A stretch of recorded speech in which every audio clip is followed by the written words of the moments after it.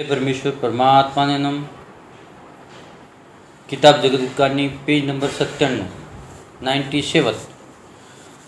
सो ये बात दुनिया में भी कहते हैं कि मरा हुआ किसी से भी जिंदा नहीं होता है। सो ये तो जब से बेईमान लोग राक्षस विद्या का पाप चलाते हैं, जब कच्ची उम्र में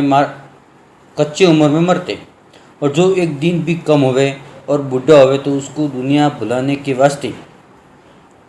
उसके नाम का पाप जोड़ देवे। जब ये कहने लगते कि एक दिन मालिक की घर का कमती है, इसे नहीं मरा, और जो जवानों को या कच्ची उम्र के लोग बच्चों को मार देवे और फिर उनके ऊपर कोई साधु फकीर हाथ फेरे तो जिसके नाम का पाप छोड़ देवे तो वो जिंदा हो जाए, और जिसके नाम का पाप नहीं छोड़े वो जिंदा नहीं होवे।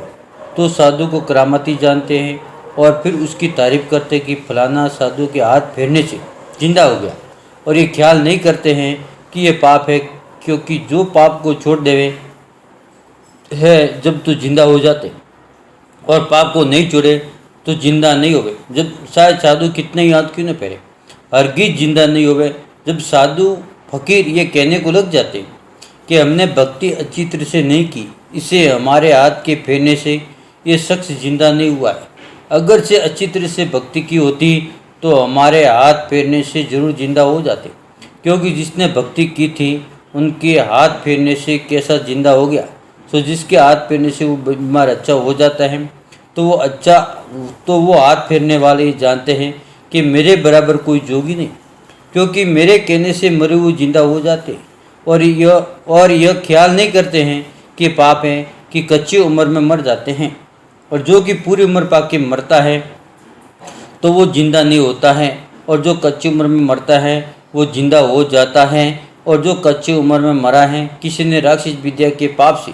मार के हमारी चिताई बढ़ा के हमारे मराने के वास्ते तो किसी ने राक्षस पाप नहीं चला है, क्योंकि मालिक ने सबको उम्र पूरी दी है। सो ऐसा नहीं सोचने देते हैं, क्योंकि जब दुनिया के नाम का पाप कराते हैं तो दुनिया की नज़र बंद हो जाती है, वह अकल भी खराब हो जाती है कि जो शराब का दूध सूझता है और गोश्त का गुड़ सूझता है और पानी का घी सूझता है, और ऐसा भी करके दिखला देते हैं कि जो पानी होवे तो उसको घी करके दिखला देवे और मिश्री का नमक करके दिखला देते हैं। इसी तरह से अनेक पर्चे दुनिया को करके दिखला देते हैं, और उसी तरह साधु को भी दिखला देते हैं, जिससे मालिक को भूल जाते। और शनिचर ने ऐसे ऐसे पर्चे वगैरह से सब राजा बादशाह को वाकिफ किया कि ऋषिश्वरों को और साधु फकीरों को तो कुछ दोष नहीं। Page number 98। क्योंकि सब संसार की बुद्धि कैद की हुई है, इसी तरह से ऋषिश्वरों की बुद्धि कैद की हुई है। सो ऐसा हाल देख करके राजा बादशाह और साधु फकीर वगैरह अपने अपने दिल में बहुत घबराए और दिल में डरे, और जिसके घर में राक्षस विद्या की किताबें थी वो भी बहुत डरे और कहने लगे कि रावण ने बड़ा जुल्म किया है कि ऐसे ऐसे जुल्म की किताबें हमारे बच्चे मनाने के वास्ते हमारी बुद्धि फेर के और भ्रष्ट करके दे दिए। सो इस बात की तलाश अगर दूसरी विलायत के राजा बादशाह करते और हमारे घर में ऐसी ऐसी किताबें देखते तो ये कहते कि राक्षस विद्या का पाप हिंदुस्तान के राजा बादशाह और रियाद वगैरह कराते। जब इनके घर में ऐसी ऐसी किताबें राक्षसी वेदगी है, जब संसार ने और राजा बादशाहों ने दूसरी विलायत के राजा बादशाह को खबर दी कि रावण ने सब संसार की गारत करने के लिए राक्षसी पाप चलाए, सो सब राजा बादशाहों ने शामिल होकर रावण के राक्षसी पाप को फौरन चुराया। जब दुनिया की औलाद बची है और इसी डर की वजह से राक्षसी वेद की किताब वगैरह पानी में गला दी थी, क्योंकि यह राक्षसी जाल चलाया हुआ